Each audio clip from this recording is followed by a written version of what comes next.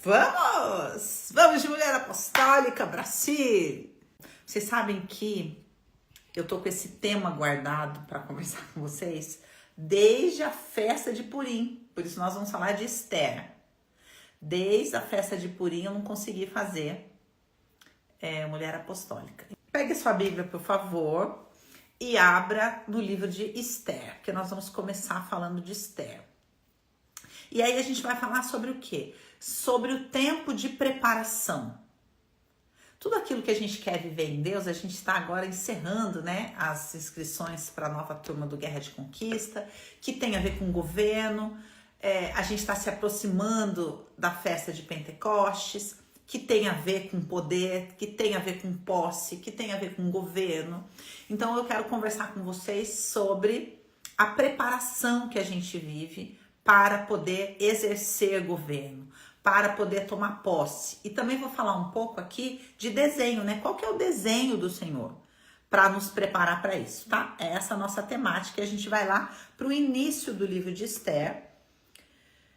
Para quem não sabe, vou dar uma pequena contextualizada aqui. No livro de Esther, no capítulo 1, a Bíblia conta que o rei Xerxes, ele era casado com a rainha Vasti e que numa determinada festa ele pede para que ela venha, se apresente. Não vou entrar nos pormenores aqui, e ela decide que não.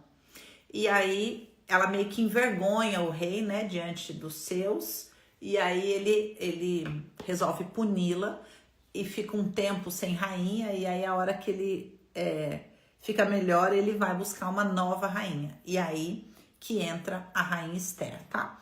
E aí muitas jovens nelas são convocadas, selecionadas, capturadas, chame você como você quiser, para ser escolhida pelo rei para poder ser rainha, e Esther é uma delas.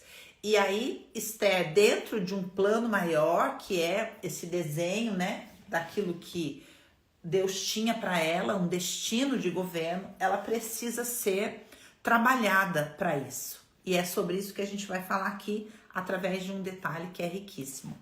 Então, eu vou ler aqui. Deixa eu ver de onde eu vou começar. Muito bem. Quando a ordem e o decreto, estou lendo o capítulo 2, versículo 8. Quando a ordem e o decreto do rei foram proclamados, muitas moças foram trazidas à cidade de Suzã e colocadas sob os cuidados de Hegai. Tem um outro momento que fala aqui, deixa eu ver, de Hegai. No versículo 3, também menciona que essas lindas moças chegariam ao harém da cidadela de Suzã e elas estariam sob os cuidados de Hegai, oficial responsável pelo harém, e deveriam receber tratamentos de beleza. A moça que mais agradasse o rei seria a rainha em lugar de Vasti, tá? Então, quem era esse Hegai que cuidava do harém do rei? Era um eunuco. O que quer dizer ser um eunuco? Quer dizer que era um homem castrado, né? Podia ser um homem potente cuidando do harém do rei, porque o rei provavelmente seria traído. Então, quem cuidava, quem preparava as moças? Um homem castrado. E quando Esther chega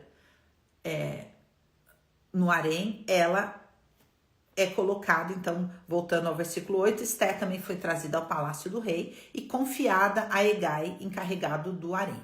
Aí que começa a conversa no versículo 9. A moça o agradou e ele a favoreceu. Ele logo lhe providenciou tratamento de beleza e comida especial. Designou-lhe 7 moças escolhidas do palácio do rei e transferiu-a, junto com suas jovens, para o melhor lugar do harém. Esther não tinha revelado a que povo pertencia nem a origem da sua família, mas Mardoqueu havia proibido de fazê-lo. Diariamente ele caminhava de um lado para o outro, perto do palácio do harém, para saber como estava Esther e o que lhe estava acontecendo. Antes de qualquer daquelas moças apresentar-se ao rei Xerxes, devia completar 12 meses de tratamento de beleza prescritos para as mulheres, 6 meses com óleo de mirra e 6 meses com perfumes e cosméticos. Quando ia apresentar-se ao rei, a moça recebia tudo o que quisesse levar consigo do harém para o palácio do rei. À tarde ela ia para lá e de manhã voltava para outra parte do harém, que ficava sob os cuidados de Sagaz, oficial responsável pelas concubinas. Ela não voltava ao rei, a menos que dela ele se agradasse e a mandasse chamar pelo nome. Quando chegou a vez de Esther, filha de Abiail, tio de Mardoqueu, que a tinha adotado como filha, ela não pediu nada além daquilo que Hegai, oficial responsável pelo harém, sugeriu. Esther, então, causou boa impressão a todos que a viam. Ela foi levada ao rei Xerxes, à residência real, no 10º mês, o mês de Tebet, no 7º ano do seu reinado. O rei gostou demais de Esther, mais do que de qualquer outra mulher. E ela foi favorecida por ele e ganhou sua aprovação mais do que qualquer das outras virgens. Então, ele lhe colocou uma coroa real e tornou-a rainha no lugar de Vasti. Muito bem, qual que é o ponto que eu quero conversar aqui com vocês? Hegai, o castrado. E como a gente se posiciona na tutoria que o Senhor nos encaminha para nos preparar para a próxima fase. Sabe? Por quê? Não tem como a gente adentrar a próxima fase sem ser preparado. E como Deus nos prepara? Na maioria das vezes, ele nos confia a um Hegai, ou algumas versões, a um Egal. Uma pessoa que sabe o que agrada ao rei, que sabe exatamente as etapas que a gente precisa passar. E que essa é a primeira pessoa que a gente tem que agradar antes do rei. Então veja, Esther é trazida para substituir uma pessoa que não se submetia. Um critério muito importante de Deus para qualquer coisa. Deus jamais elege alguém para absolutamente nada, se essa pessoa for incapaz de submeter-se. Por quê? Porque a gente está falando de reino. Para que a gente seja instrumento dele no reino, a gente está falando de uma monarquia. E a monarquia, ela exige submissão. Então, qual é o modelo de relacionamento proposto por Deus? Submissão à autoridade. E nós somos provados nesse quesito em todos os momentos do nosso treinamento. Mas, em alguns momentos específicos, nós precisamos de treinamentos específicos. E é aí que o Senhor nos confia a Hegai. Qual que é o grande problema? Hegai é um eunuco. Quem é Hegai? Pensa numa moça que se acha, né? Uma moça toda sedutora, tendo certeza de que vai conquistar o rei através do seu poder de sedução. Ela olha para um eunuco e despreza ele, porque qual é o poder dela? O poder dela é a sedução. E ele é um castrado. Então quem é ele na fila do pão? Eu sou candidata à rainha. E você quem é mesmo? Seu castrado. E aí, quando a gente se posiciona assim, se sentindo muito especial, eu tenho uma promessa. Deus tem algo para mim. Ninguém entende exatamente quem eu sou, o que eu preciso. Ninguém é bom o suficiente. Nenhum terapeuta é bom o suficiente. Nenhum pastor é bom o suficiente. Nenhum líder espiritual é bom o suficiente. Porque eu sou candidata à rainha. Quem é você? Se a gente se posiciona assim e a gente entra na brincadeira assim, por isso que a gente precisa de 6 meses de molho no óleo para ver se amolece a dura cerviz. Se a gente se posiciona assim, a gente não passa no crivo de Hegai. E se a gente não passa no crivo de Egai, que são esses tutores espirituais que Deus coloca na nossa vida, a gente jamais vai passar pela aprovação do rei. Porque quem sabe o que agrada ao rei é Egai. Então Esther, na sua sabedoria, na hora que ela, agora é sua vez. O que ela faz? Ela não fala, eu não vou pela minha cabeça. Egai, me orienta. O que eu faço? O que eu visto? O que eu falo? E Egai, que tinha apadrinhado ela. Por quê? Porque ela tinha tido a capacidade de honrá-lo. Ele, conhecedor das preferências do rei, a instrui, a favorece, a envia. E ela, quando chega na presença do rei, é escolhida. Então, nossa mulher apostólica de hoje é para te perguntar, como anda o seu relacionamento com Egai? Você reconhece quem é Egai na sua vida? Você reconhece que você acha Egai menos porque Egai é castrado? Você reconhece que você olha para Egai como um impedimento entre você e o rei? Entre você e o seu estrelato? Entre você e o seu governo? Ou você demitiu todos os Egais que Deus enviou na sua vida? Como é que você tá?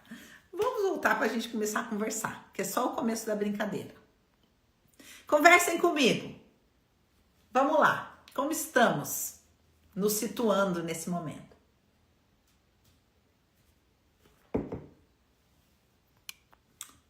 Eu apaguei, né mesmo? Porque eu... Agora sim.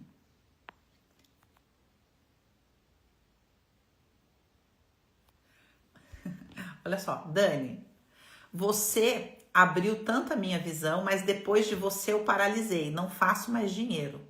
Muito estranho. Eu não posso desver o que já vi. Faz parte do processo? Faz. Qual que é a parte importante que você tem que tirar daí? A acusação. Depois de você eu paralisei.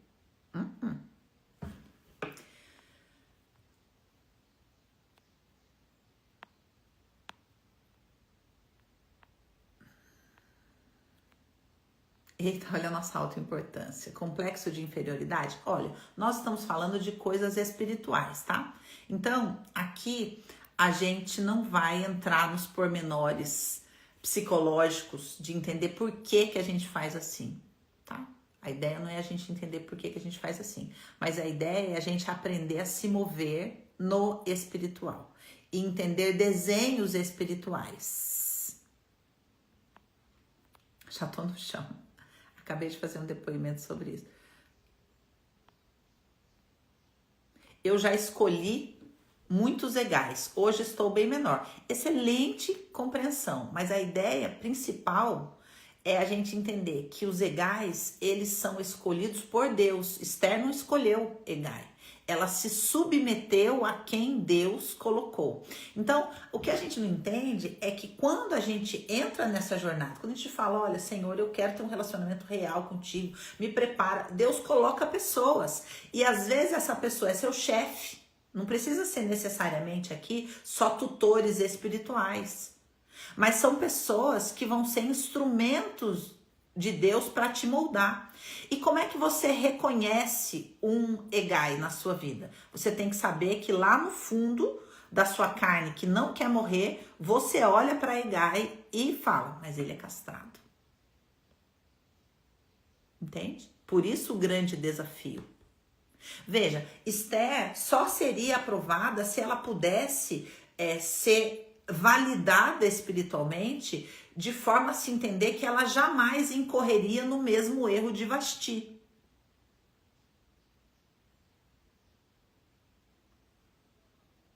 E ela precisava ser treinada. Por que ela precisava ser treinada? Porque o rei era um indouto espiritualmente. E se ela tivesse no profundo do coração dela esse sentimento de que ela não se submete a ninguém, ela jamais poderia ser a auxiliadora fiel que Deus queria que ela fosse. para conduzir o rei ao lugar que ela conduziu através dos seus banquetes. Com honra, não com manipulação. Com honra.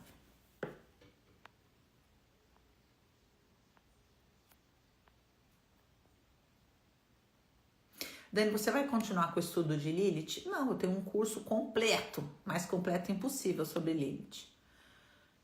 Como reconhecer um Egai? Aqui que entra a questão. O ponto é você pensar, olha, a partir do momento que eu falei, Senhor, eis-me aqui, eu quero. Quem é, aonde eu sou colocada e quem Deus elege para me moldar, para me lapidar, para aparar as minhas arestas, é Ele. Uma pista para nós é que a gente geralmente tem resistência, sabe? Daí a gente fala, voltamos com tudo, baby. Eu demiti, desprezei muitos Egais. Ó, começamos bem. Porque nessas a gente reconhece que a gente tá parado. Porque enquanto a gente não se submete a Egai, nem na presença do rei a gente chega. Meu marido pode ser um Egai? Pode.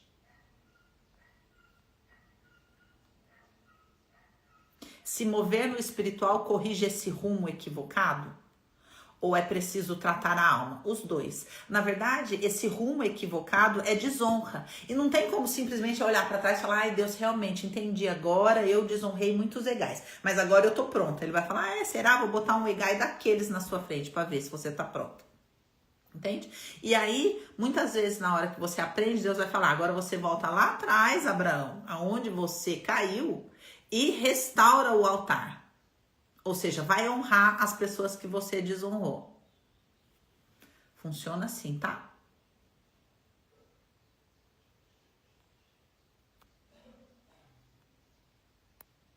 Gente, não é só o marido não, tá?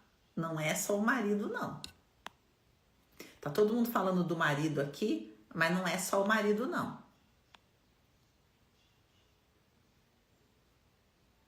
Dani, eu entrei pro Guerra e percebi que não tinha esse direcionamento espiritual, pois não vou há muito tempo em nenhuma igreja. Muito bem, me inscrevi para a membresia da Iademon. Seria meu Egai do momento? Olha, enquanto você tiver Egais do momento, você não está pronta. Por quê? Veja, Egai, ele desenvolve uma relação de fidelidade com Esther. Entende? E aí, quando você verdadeiramente se sujeita ao Egai que Deus coloca na sua vida, você só transiciona para um lugar de governo quando você entende que na monarquia, porque o modelo de relacionamento do reino é monarquia, na monarquia a gente não tem Egai do momento. Entende? A gente não elege os Egais a nosso bel prazer e usa os Egais, depois cospe os Egais fora e segue a nossa vida rumo ao estrelato. Não funciona assim na monarquia, entendeu? Então, a gente tem que ser profundamente lapidado. E o fato de Egai ser castrado é uma peça-chave desse elemento. Por isso que a gente não gosta de Egai. Por quê? Porque o modelo para que você possa ser confiável espiritualmente para Deus, entendendo que o reino é um modelo de monarquia, você precisa ser provado na sua lealdade, no seu caráter, na sua honra. A Bíblia diz que existem vasos para honra e vasos para desonra. Ou seja, existem dois tipos de pessoa na Terra. Aquelas que carregam honra dentro de si e aquelas que carregam desonra dentro de si. E um vaso de desonra jamais vai ser colocado num lugar de governo. Agora, a nossa carne que deseja o poder, ela não admira os castrados. Ela fala, não, pera um pouquinho, para Egai, para mim tem que ser o melhor. Para me preparar, porque você sabe que não que eu queira falar, né? Mas eu tenho um chamado muito especial. Não é qualquer pessoa que pode me preparar, né? Então, pode ser qualquer Egai. Eu quero o melhor. Tem o melhor, Egai? Quem é o melhor? Quem é o mais capacitado? E aí o Espírito Santo fala, olha, eu tenho esse aqui que é castrado. Aí você, não, castrado? Não, se eu tô querendo poder, o que você vai vir pra mim com castrado? Então veja, na nossa escolha humana, a gente quer o Egai mais poderoso, a mais poderosa. Eu só respeito quem tem um falo maior que o meu. Entende? Só que no reino, só os castrados são eleitos. Só os castrados atravessam.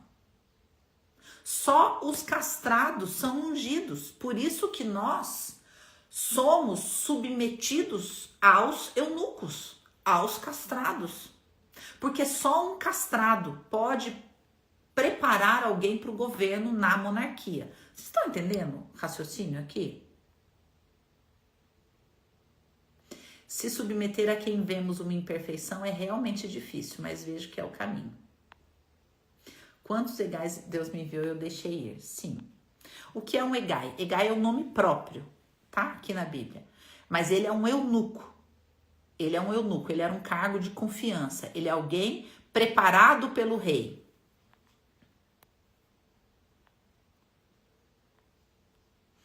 Infelizmente, destituímos Egai o tempo todo e somos reprovados por desonra. Exatamente.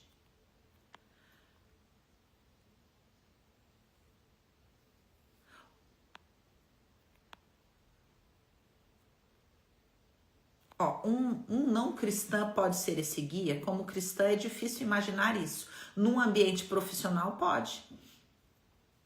Por exemplo, Deus pode usar alguém para te forjar. Para mostrar o pior da sua sombra, o pior da sua soberba.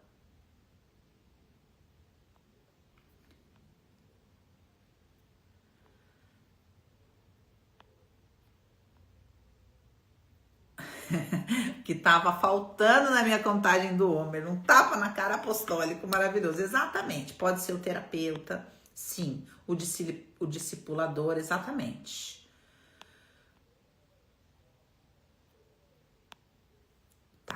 Vamos mais, então. Tá bom, Deus, eu já entendi essa do eu. Exatamente. Já tô tão destruída que até o ajudante do Egai já seria a fonte para mim. Sendo sincera, eu não tô entendendo muito bem, não. Lá só fica por aqui, né? Vai se expondo a palavra que funciona.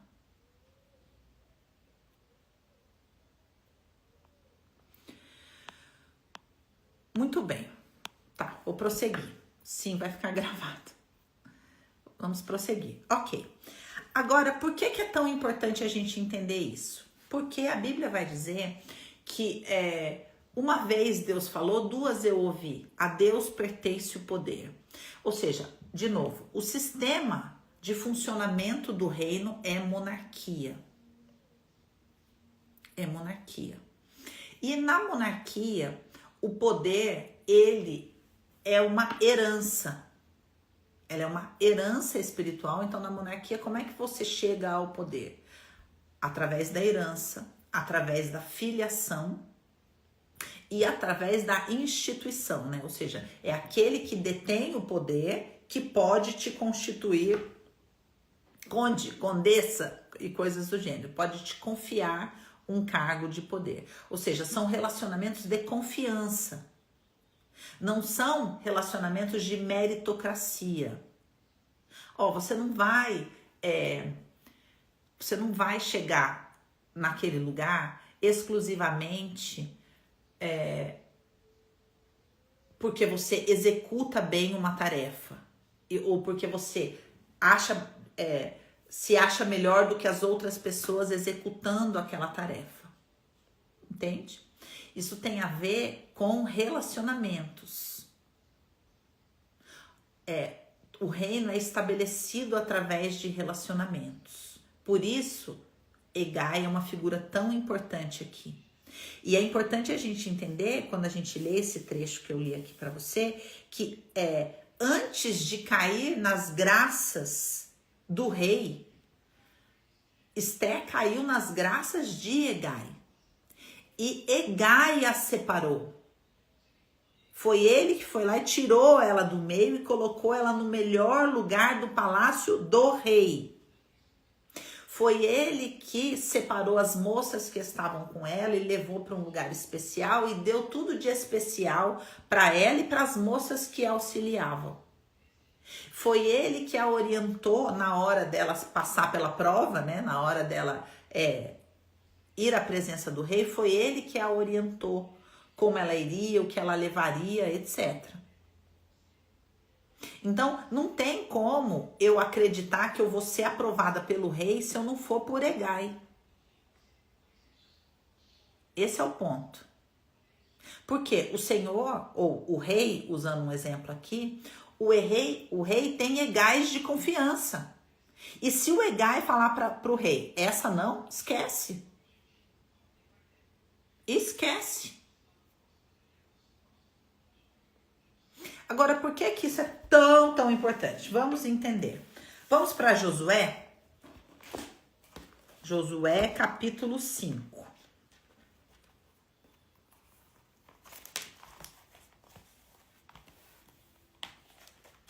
deixar essa partinha marcada.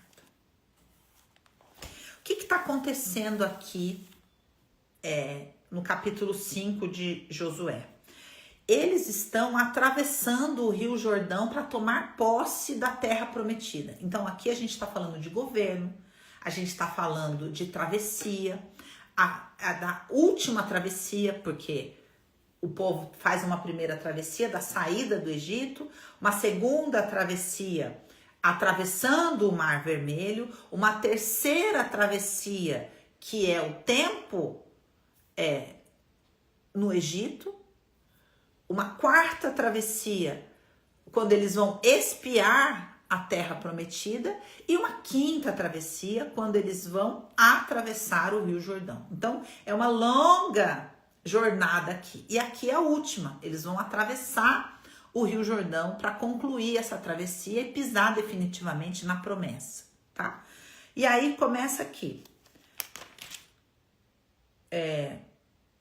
Capítulo 3, a travessia do Jordão. Óbvio que eu não vou ler tudo porque a gente não tem tempo para isso, mas é importante você saber que todo esse conteúdo tá aqui nesses capítulos. E a gente chega no capítulo 5 e diz: todos os reis amorreus que habitavam a oeste do Jordão e todos os reis cananeus que viviam ao longo do litoral souberam como o Senhor tinha secado o Jordão diante dos israelitas até que eles tivessem atravessado.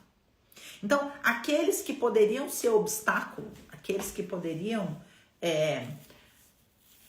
combatê-los, né, atacá-los assim que eles pisassem na terra prometida, ao saber que Deus havia secado o Jordão numa época de cheia para que eles pudessem atravessar, a Bíblia diz: por isso desanimaram-se e perderam a coragem de enfrentar os israelitas. Então, nessa travessia, acabou a guerra. Só para você saber que sim, tem um momento em que acaba a guerra. Os inimigos, eles param. Ok. Naquela ocasião, o Senhor disse a Josué: faça facas de pedra e circuncide os israelitas. Josué fez facas de pedra e circuncidou os israelitas em Gibeate Aralote. Ele fez isso porque todos os homens aptos para a guerra morreram no deserto depois de terem saído do Egito. Todos os que saíram haviam sido circuncidados, porque a circuncisão e a travessia são coisas relacionadas, tá? Todos os que haviam saído do deserto haviam sido circuncidados. Depois da saída do Egito, não passaram pela circuncisão.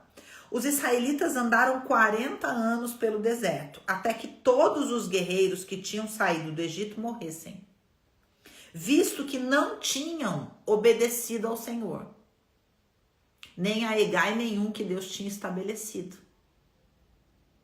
Pois o Senhor lhes havia jurado que não veriam a terra que prometera aos seus antepassados,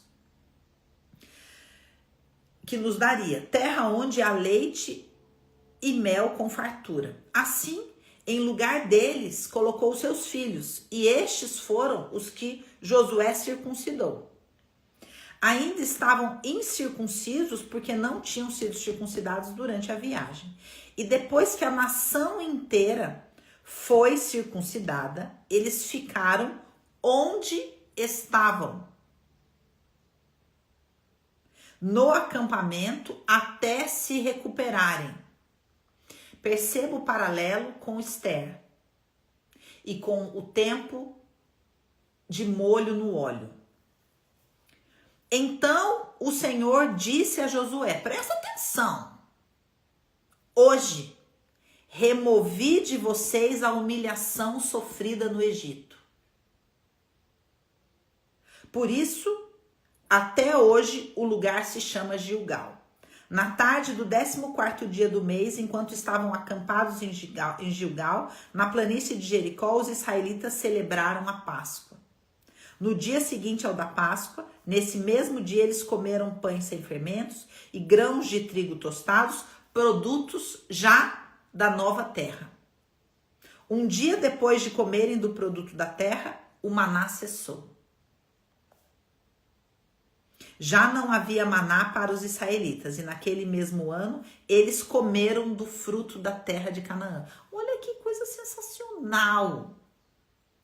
Olha que coisa sensacional quando você deixa de ser café com leite e toma posse da terra e começa a ter direito à colheita e não à migalha.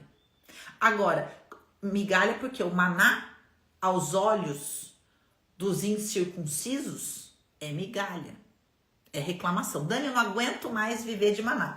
Então você tem bastante tempo ainda. Porque a gente só para de viver de maná quando acha o maná a coisa mais deliciosa do mundo. Enquanto a gente acha maná uma delícia, uma migalha, sem chance de entrar para o tempo da colheita. O que determina, Dani, quando que vai chegar o dia da colheita? O dia que você for circuncidado. Por quê? Só os circuncidados herdam a terra.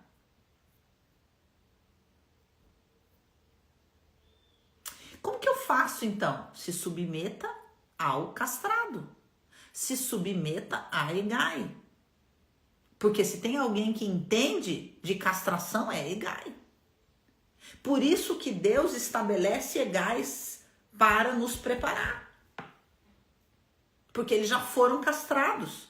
Só que a gente olha da nossa arrogância, a gente olha da nossa condição caída, da nossa natureza de serpente e acha Hegai menos. Por quê? Quem tem a natureza da serpente não respeita os castrados, não respeita os circuncidados. Por isso que a Bíblia divide as pessoas em incircuncisos e circuncidados. E a quem pertence a herança? Aos circuncidados. Vamos voltar. Que delícia de palavra!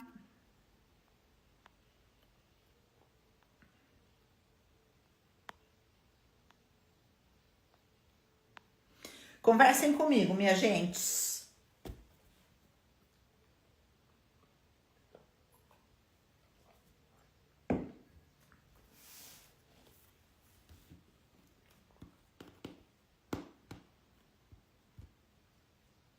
O que significa ser circuncidado espiritualmente? Ser castrado.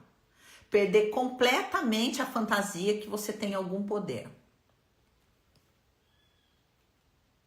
É para isso que serve o deserto. Como ser circuncidada mesmo? Isso aí você pode ficar tranquilo, porque é Deus quem circuncida a gente. Não é a gente que fala, tá bom, vou me circuncidar.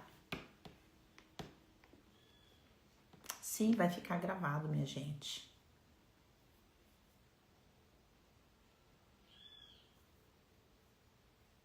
O que tem entre, Esther, o que tem entre você e a coroa? Hegai.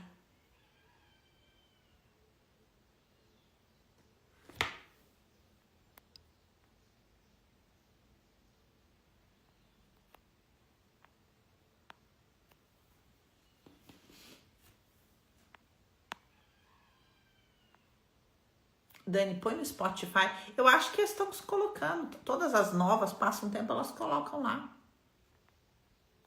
Seria uma entrega? Seria soltar todo o controle? Não, tudo isso é a fantasia do eu. Eu solto o controle, entendeu? Ah, eu me entrego para o universo, para a vida. Não, tudo isso é bobajol pela perspectiva bíblica. Porque quem leva a gente para o palácio, quem circuncida a gente, quem escolhe Egai, é tudo ele, não é a gente. Quando a gente fala, seria soltar o controle, eu entendo perfeitamente sua perspectiva, Dani. Eu só estou mostrando para você o quanto a mente não concebe as coisas espirituais. Por isso que a Bíblia diz, ela diz, os espirituais discernem as coisas espirituais. Quando uma pessoa fala, não, eu entendi, Deus falou muito comigo, eu tenho que soltar o controle. Essa pessoa não entendeu nada da brincadeira ainda, entendeu? Porque para eu soltar o controle, pressupõe que eu tenho algum poder. Então ainda estou nessa fantasia, sou eu que solto o controle. Nossa, é por isso que 40 anos no deserto é pouco pra gente, porque a gente fica dando rolê lá. Quem circuncida é o Senhor. Como? Dando ordem para Josué. Josué, que é o Egai da vez aqui, prepare as pedras, as facas de pedra. Você circuncida. E os circuncidados, eles fazem o quê? Se deixam circuncidar. E aí, olha o que o Senhor fala. Depois que todo mundo se deixa circuncidar e fica naquele período de restauração, aí o Senhor vem e diz, hoje eu removi de vocês a humilhação sofrida no Egito. Isso aqui só daria um estudo de horas. Por quê? Porque aqui a gente está falando de conteúdo ancestral. Porque olha, por que eu fiz questão de ler o capítulo inteiro para vocês? Para vocês entenderem que aqueles que saíram do Egito estavam circuncidados pela religião. Mas morreram no deserto porque não tinham se submetido. Então o que acontece é que estava no DNA daquelas pessoas a insubmissão, a bastardia espiritual, a soberba. Estava no DNA deles. E aí, quando eles são circuncidados, Deus faz aqueles homens sangrarem, botarem o falo para sangrar. Derramar o sangue do falo. É um sacrifício isso. Estou falando metaforicamente aqui para você entender. Isso é o quê? Isso tem a ver com a nossa fantasia de poder, com a nossa fantasia de capacidade, com a nossa fantasia de controle. E que muitas vezes é ancestral. É a iniquidade que a gente carrega no mais profundo das nossas células. Gerações e gerações bastardas, incircuncisas, desobedientes a Deus, à palavra de Deus. É dessa profunda humilhação que nós somos libertos na circuncisão. E é isso que Esther estava vivendo no tempo de preparação.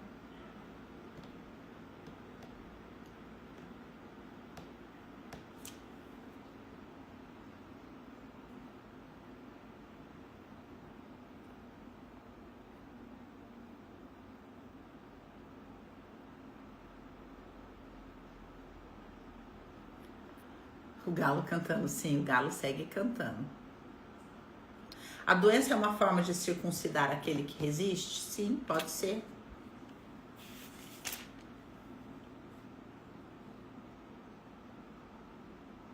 Dani, eu sinto que já aconteceram algumas circuncisões. É assim mesmo? Não, existe uma circuncisão, ela é definitiva. Não é, nessa situação eu fui circuncidada, nessa situação eu fui... Não, porque a gente tem um falo. A circuncisão é uma operação espiritual, que o Espírito opera em nós. Quando? Quando a gente atravessa. Então, tem todas essas etapas antes. Essa perspectiva é uma perspectiva bem mental. Porque a gente não entende o que é o relacionamento com o Espírito. Aquilo que o Espírito opera em nós.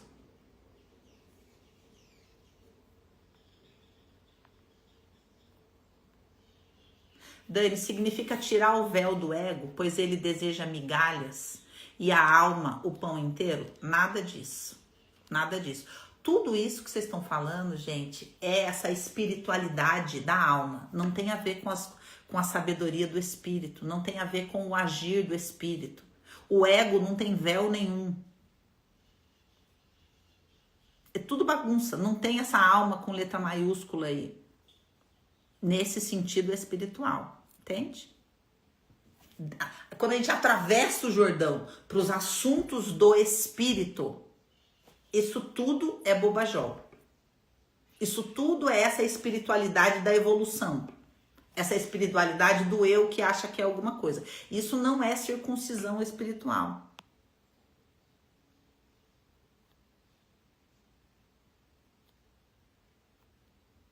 Tô tão perdida? Ótimo.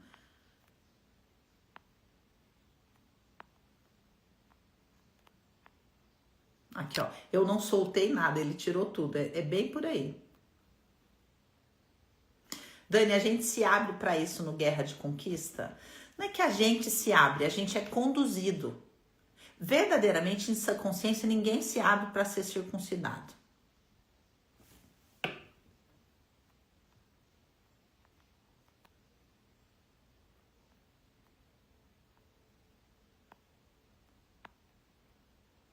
Sangrar o falo. Sim, tem que sangrar o falo. Os entendedores entenderão. Como distinguir os falsos egais? Aprendendo a ter relacionamento com Deus. Vou falar uma coisa bem profunda. A brincadeira começa, todo esse assunto começa na Eva, no jardim, Eva aceitando comer o fruto do bem e do mal. Qual que é o efeito do fruto do bem e do mal na consciência humana? O ser humano, a Bíblia fala que a promessa feita para Eva olha, se você comer, você será como Deus. Conhecerá o bem e o mal. E quando a nossa consciência ela está sob o efeito do fruto caído, a gente acredita que tem como discernir o bem do mal. Que é a sua pergunta, como distinguir os falsos egais? Na minha consciência caída, eu acredito que eu tenho alguma condição de discernir o bem do mal. Por isso que eu não me submeto. Porque a hora que eu entendo que eu não tenho a menor condição de discernir o bem e do mal, é que eu dependo da palavra de Deus. Porque é ela quem vai me ensinar o que é bem e o que é mal. É Ele quem vai separar o joio do trigo. É Ele quem põe na minha vida, é Ele quem tira da minha vida. Não sou eu que escolho. Mas quando que isso acontece? Quando eu dependo e me entrego a Ele verdadeiramente. Entende? Dani, esse controle não posso ver como livre-arbítrio que Deus nos dá para escolher vida ou morte, bênção ou maldição? Não, não pode. Porque não é sobre isso.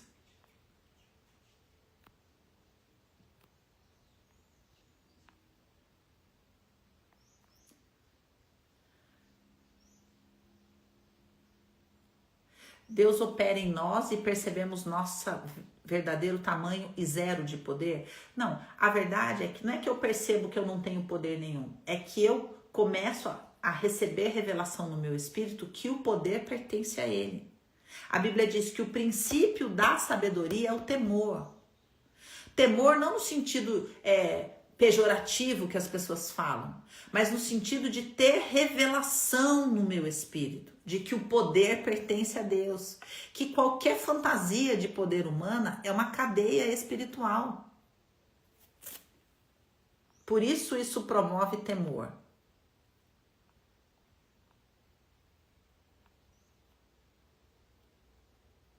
Como aprender a ter relacionamento com Deus? Lendo a Bíblia é um excelente começo. Por onde começar? Com a oração que você vai fazer no final dessa brincadeira aqui comigo, entregando a sua vida para Ele.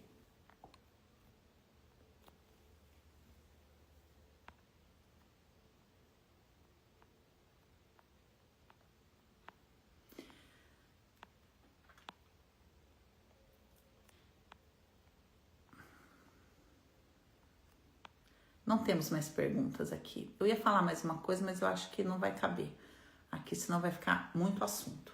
Então, quero contextualizar aqui com vocês um pouquinho, pra vocês entenderem que em todo momento de travessia, a gente passa por esse ponto que a gente tá. Eu li aqui Esther falando da preparação que ela passou para poder chegar a um lugar de governo. Aqui tô lendo Josué e tô falando da preparação que o povo precisava passar para poder adentrar um lugar de governo. Vou trazer a mesma configuração na promessa de Pentecostes, no final dos evangelhos, quando Jesus ressurreto está passando 40 dias ali com eles, ele chega para os discípulos que estão completamente perdidos, e a experiência com a ressurreição para os discípulos é uma circuncisão. Por quê? Porque a partir dali eles não fazem a menor ideia do que vai acontecer no próximo segundo.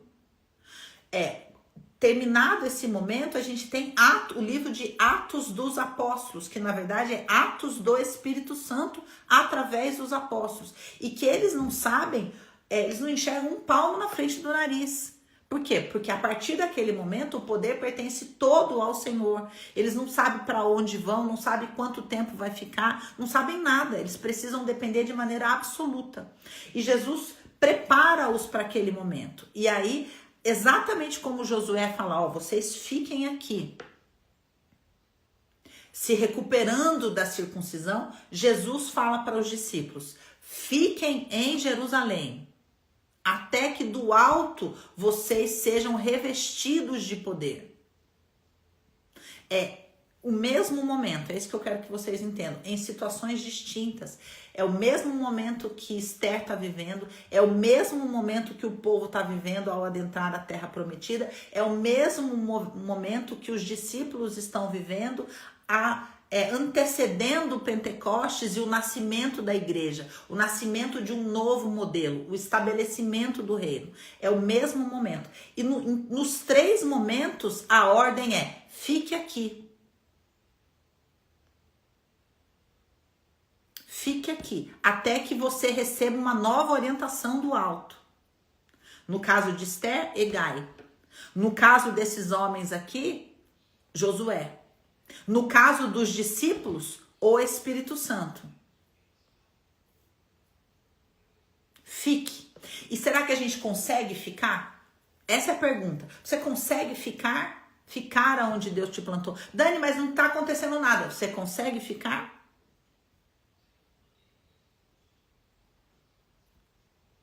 Você consegue orar e falar, Senhor, tem misericórdia de mim e me manda um Hegai? Ou, tem misericórdia de mim e me ajuda a enxergar os Hegais que o Senhor já colocou na minha vida? Senhor, me ajuda a honrar Hegai. Me ajuda a me deixar circuncidar por Josué. Me ajuda a permanecer em Jerusalém, em meio à perseguição, em meio a não saber exatamente o que vai acontecer amanhã, até que do alto eu seja revestido de poder?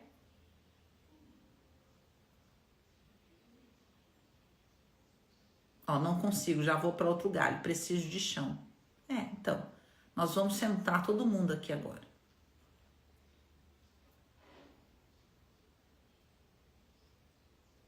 Esse é o ponto, ok? Nós vamos fazer duas orações. A primeira, eu vou fazer com todas vocês que estão falando, eu quero viver isso, eu não sei, eu quero entregar minha vida para Deus. Essa é a primeira que a gente vai fazer, eu já vou dar uma orientação para vocês. Depois dessa, nós vamos fazer a oração para todo mundo que já está na brincadeira. Para que o Espírito Santo possa te conduzir a esse lugar.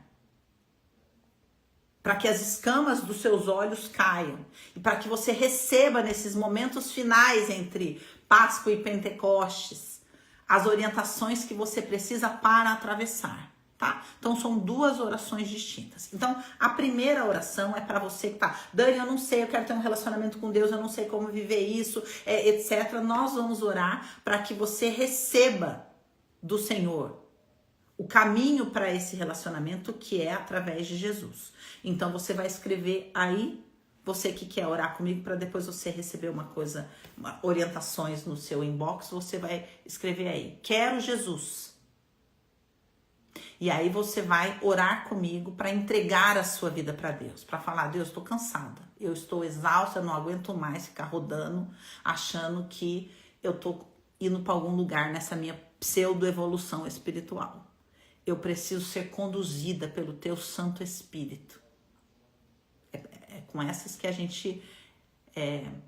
esse é o primeiro que a gente vai começar, e são todas vocês que estão escrevendo aí. Quero Jesus, quero Jesus, quero Jesus. Então vocês vão orar comigo agora. Fechar os seus olhos, colocar a mão assim no seu coração. E vão falar assim, Senhor, muito obrigada. Muito obrigada porque esse momento chegou. Muito obrigada porque eu fui achada pelo Senhor. Muito obrigada porque o Senhor viu o cansaço do meu coração. Muito obrigada porque o Senhor viu a fome da minha alma. Muito obrigada porque o Senhor viu um desespero no meu coração. E me encontrou. Muito obrigada, Senhor. Eu quero agora, em nome de Jesus, abrir o meu coração e entregar a minha vida a Ti.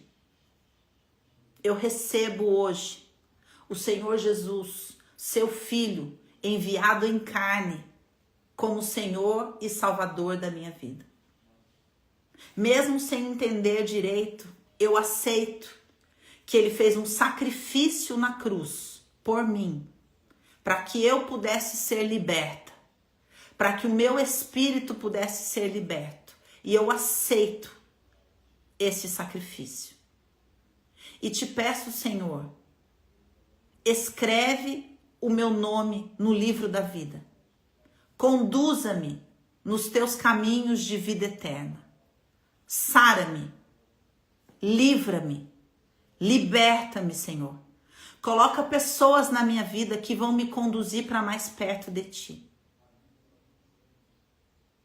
Eu recebo o Senhor Jesus no meu coração e te peço, Jesus, que o Senhor envie do teu Santo Espírito ao meu espírito. Para que o teu Santo Espírito, como diz a tua palavra, me conduza a toda a verdade. Em nome de Jesus. Amém. Amém! Aleluia! Quero dizer para você que fez essa oração comigo que a sua vida mudou completamente nesse segundo. Nada mais será como antes. Nada mais será como antes. O Senhor estava esperando esse momento no seu coração. E agora Ele vai começar a te conduzir. Começar a trabalhar no seu coração. Vai ser sensacional. E agora nós vamos orar todas pela nossa travessia. Por este momento de travessia. Vamos orar. Pai, nós queremos te agradecer por essa palavra poderosa, por essa palavra divisora de águas, por essa palavra que penetra e faz divisão entre a alma e espírito e discerne as coisas do coração humano. Senhor, nós queremos te agradecer porque há um desenho. Obrigada pelo teu desenho. Obrigada pelo teu desenho na nossa vida. Obrigada porque o Senhor não se corrompe às nossas corrupções. Obrigada porque o Senhor sempre tem um egai preparado. Obrigada, Senhor, porque o Senhor vai lapidando o nosso ser e nos conduzindo até que nós possamos comportar a revelação de que o poder pertence a Ti. Obrigada, Senhor, porque estamos às portas de uma grande travessia. Obrigada, Senhor, porque já vemos um monte de Pentecostes à nossa frente. Obrigada, Senhor, porque em Pentecostes descerá o seu fogo. Obrigada, Senhor, porque Pentecostes é tempo de presente. Pentecostes é tempo de avivamento. Pentecostes é tempo de libertação. Pentecostes é tempo de nascimento da tua igreja. Que a tua igreja nasça em nós, Senhor, em nome de Jesus. Que nós possamos pertencer à única igreja que existe, que é o corpo de Cristo Cristo na terra, aquele corpo que é conduzido pelo teu Santo Espírito. Eu quero ser conduzida pelo teu Espírito, Senhor. Por isso eu te peço, me conduza ao arrependimento, porque o Senhor diz na tua palavra que se nós nos arrependermos, o reino é chegado a nós e nós queremos arrependimento, e só o teu Espírito pode nos conduzir a um arrependimento, tirar as escamas dos nossos olhos, tirar a soberba do nosso coração, Senhor, quebrantar o nosso coração endurecido, o nosso coração ensoberbecido, em nome de Jesus, Senhor. Quebranta essa dura cerviz, Pai, quebranta essa dura cerviz, para que o teu Espírito tenha liberdade de nos conduzir, de nos ensinar, de nos moldar, de nos revelar, de nos aprimorar, de nos preparar para aquilo que o Senhor tem preparado para nós. Nós queremos te agradecer, porque para cada pessoa que está ouvindo a minha voz, o Senhor tem um destino, e nós não vamos desistir deste destino. Cada uma dessas mulheres que me ouve é Esther, e cada uma dessas mulheres chegará ao lugar de destino que o Senhor tem preparado para elas. Senhor, nós queremos te agradecer, Pai, porque temos à nossa frente o Jordão. Nós temos à nossa frente o Jordão, e o Senhor secará as águas, e nós atravessaremos, em nome de Jesus. Por isso nós te pedimos agora, Espírito Santo, esclarece a cada uma de nós, aonde houver engano, aonde houver, Senhor, confusão, aonde houver, Senhor, cegueira espiritual, que haja luz em nome de Jesus, e que nós possamos ouvir as orientações de Egai, que nós possamos reconhecer os Egais que o Senhor estabelece na nossa vida, que nós possamos obedecer, Egai, Senhor, que nós possamos obedecer o tempo da preparação. Mergulha-nos no óleo, é que nós te pedimos, mergulha-nos no óleo, Senhor, em nome de Jesus. Opera a circuncisão no nosso coração, Pai, em nome de Jesus, no nosso espírito, para que se cumpra essa palavra. Hoje eu removi de vocês a humilhação sofrida no Egito. Senhor, nós temos uma história de Egito, uma ideia fantasiosa de ser alguém nesse mundo caído. Remove de nós essa humilhação. É isso que eu te peço, Pai, em nome de Jesus. Remove de nós a humilhação de acreditar que nós somos alguém no Egito, em nome de Jesus, e opera a circuncisão em nós, para que nós possamos começar a tomar posse da terra prometida, que nós possamos colher e nos alimentar do alimento da terra prometida, em nome de Jesus, Senhor, em nome de Jesus. Aleluia, aleluia, aleluia. Oh, meu Deus, que delícia! Pentecostes está chegando. Oh, coisa linda, coisa mais linda. Muito bem, minha gente, muito bem. Um beijo para vocês, um beijo. Vocês que oraram comigo aceitando Jesus, se você no meio resolveu orar e não escreveu eu quero Jesus aí, você digita depois, digita agora enquanto eu tô falando, digita na hora que for lá pro feed, para você receber uma orientação de qual que é a melhor Bíblia para você ler, para você receber uma aula gratuita, para você, enfim, para você receber orientações de como é que você pode continuar esse relacionamento com o Senhor nesse modelo que você está me ouvindo ensinar aqui, tá bom? Um beijo para vocês.